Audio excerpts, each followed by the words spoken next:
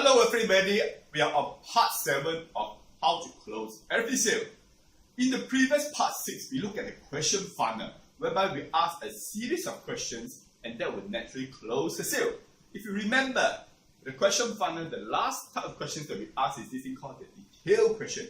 Once we ask the detailed questions and we wait for the answer, and if the answer is yes, the sale is on. What happens if the answer is no? Or there's a silence? Well, that is called an objection. Today in part 7, you're looking at this thing called sales objection.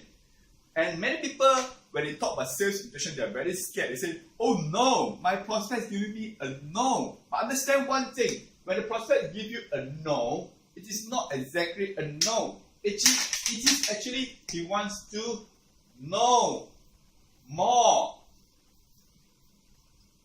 Yes, that means he wants to know more. He's not objecting to your proposal. He's objecting because he wants to know more. For example, if you have just met the person for the first time and you try to show him an investment product, of course he will say no. Because he wants to know more. He wants to know more about you as a person. He wants to know about you, what are the backings behind you. He wants to know more about competing products, etc., etc. So ladies and gentlemen, every time we come across a no, it is actually we want to know more. And today, I want to teach everybody this very simple thing in sales. Actually, in sales, it is very simple. It is we must get more no's. In sales, if you get very little no's, that means you are not asking enough. So our goal is to ask more questions, ask more, and we want to get more no's. Because the more no's we get, that means the more we are asking. And we know sales is a numbers game. If you ask 10, definitely there will be 1 or 2 that will give you yes. So the more we ask, the better. And now, let's go into the detailed method how we can overcome objection. I want to teach everybody this thing called quiet, Q-U-I-E-T method. Quiet method. What is this quiet method? The first Q is this thing called the Q. And this is the question. So we need to question the objection. For example, the prospect tells you, well, this is too expensive. Then if you question him, well, I understand that. What do you mean by expensive compared to what? So you question the objection. You question the whole purpose that you want to clarify what exactly is the objection. Sometimes it's just a misunderstanding. Sometimes just lack of information. No matter what, the first Q is always to question. And the next thing is to the next U, which is actually to understand. Understand what? Understand the needs of the prospects. And how is this need going to be met if there is an objection? For example, my prospect wants to upgrade his machine. So I go to present to him our new proposal, our new machine. And now he gives me a no because it's too expensive.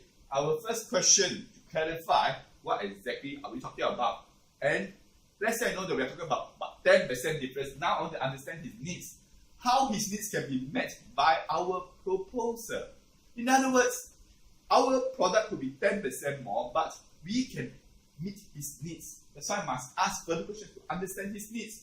And if he does not go ahead, how is he going to meet his needs? For example, his machine, if he does not upgrade his machine, he's going to get more breakdown. So how is he going to achieve 100% smooth operations without upgrading his machine? So by understanding his needs, I can overcome the objection. The next one is about this thing called what is this thing? I want to identify. Identify what? I want to identify what is the reason behind the reason.